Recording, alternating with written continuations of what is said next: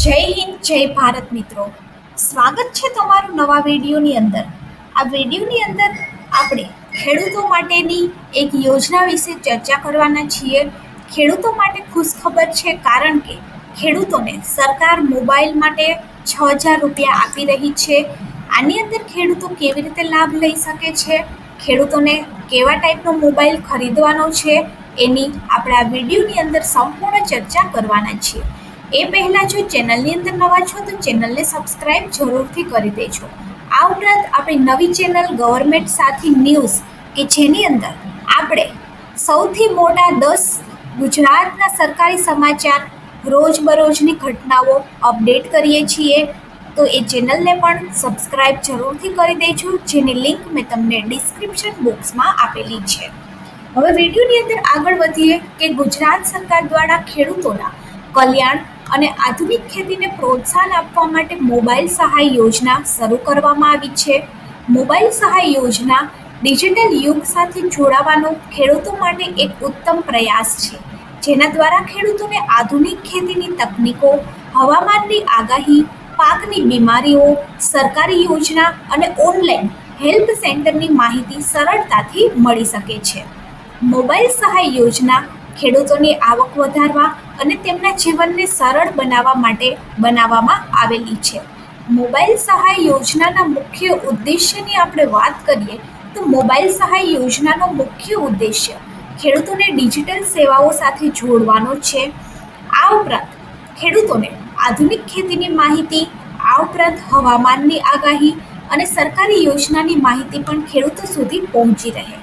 ખેડૂતોની આર્થિક સ્થિતિ સુધારવા અને તેમના જીવન ધોરણને ઊંચું લાવવા માટે સ્માર્ટફોનની ખરીદીના 40% સહાય અથવા તો 6,000 રૂપિયા, જે ઓછું હોય તે ખેડૂતોના ખાતાની અંદર જમા કરવામાં આવે છે.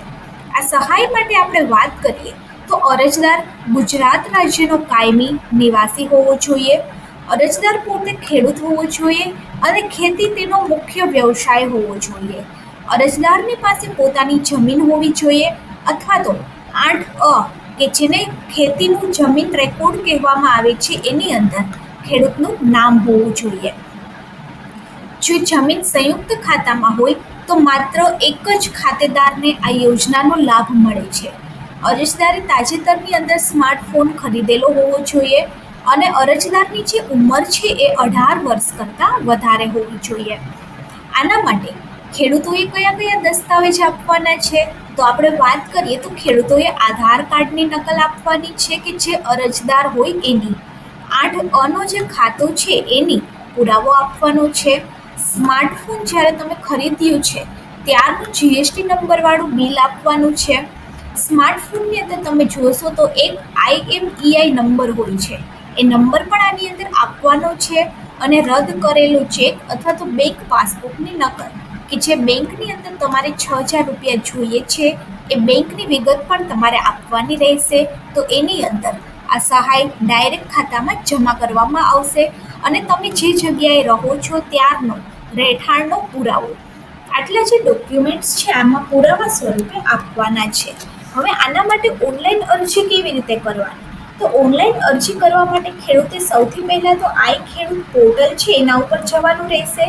ત્યારબાદ એની અંદર ખેતીવાડીની યોજનાને સિલેક્ટ કરવાની અને ત્યારબાદ એની અંદર જે સ્માર્ટફોનની ખરીદી સહાય યોજના આપેલી છે એને સિલેક્ટ કરવાનું રહેશે. જો તમે પહેલાંથી જ આઈ ખેડૂત પોર્ટલ ઉપર રજિસ્ટ્રેશન હોય તો તમારે હા પસંદ કરવાનું, અને જો ના હોય તો તમારે ના પસંદ કરી અને તમારું નવું રજિસ્ટ્રેશન કરવાનું છે. અને અરજી ફોર્મમાં જરૂરી વિગત ભરી અને જરૂરી દસ્તાવેજ પણ તમારે એની અંદર અપલોડ કરી અને અરજી સબમિટ કરી અને પ્રિન્ટ તમારી પાસે રાખી લેવાની છે રેકોર્ડ માટે.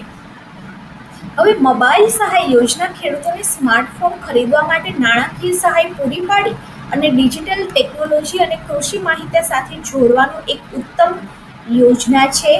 મોબાઈલ સહાય યોજના ડિજિટલ ઇન્ડિયા અને ડિજિટલ ગુજરાતના ભાગરૂપે ચલાવવામાં આવે છે, જેથી ખેડૂતોને હવામાનની આગાહી, કૃષિ સલાહ, બજારના ભાવ અને અન્ય માહિતી સરળતાથી મળી રહે.